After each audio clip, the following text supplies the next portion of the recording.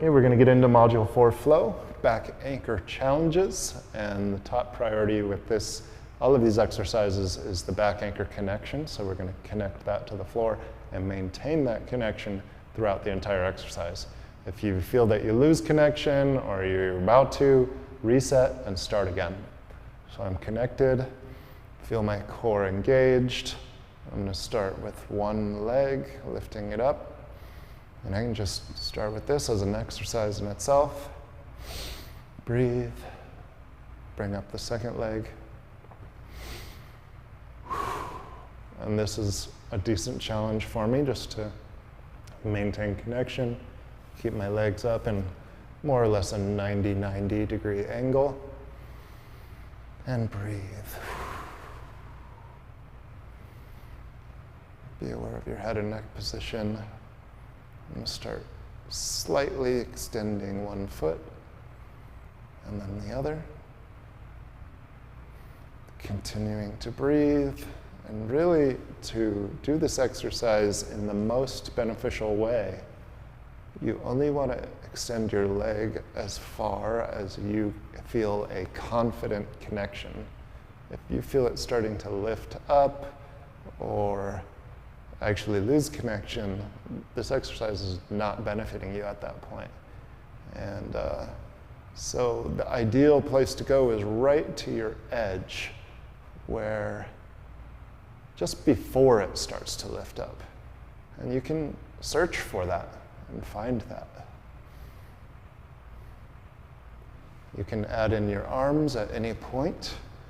The arms are not as difficult or challenging as the legs, but it does complicate the movement a little bit.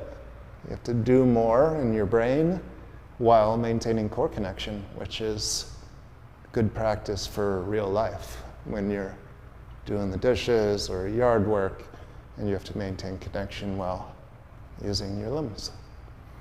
So the goal of this exercise is not to touch the ground or be impressive. It's just about maintaining that endurance of connection throughout the movement and to gradually progress over time.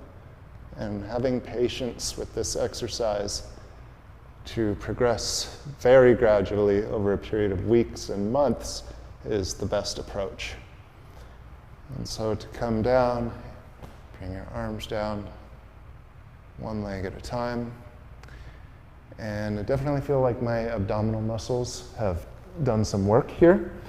And after I do this exercise, I always like to do a little bit of a hip flexor stretch or a bridge, because it does tighten the hip flexors. We're training them in a shortened state. So I'm going to go ahead and get up onto one knee, and I'm going to do the kneeling hip flexor push away. So I'm not pushing forward, I'm pushing down into the ground, which has that ground reaction force to push me away from the ground and lengthen my hip flexor. Staying connected here. Breathing into it. And just get a little bit of a stretch.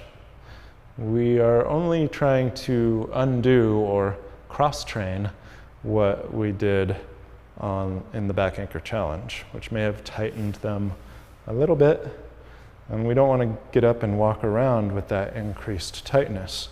So I'm just reopening up the front of my hips, nothing too extreme. And you can also do this with the bridge as well.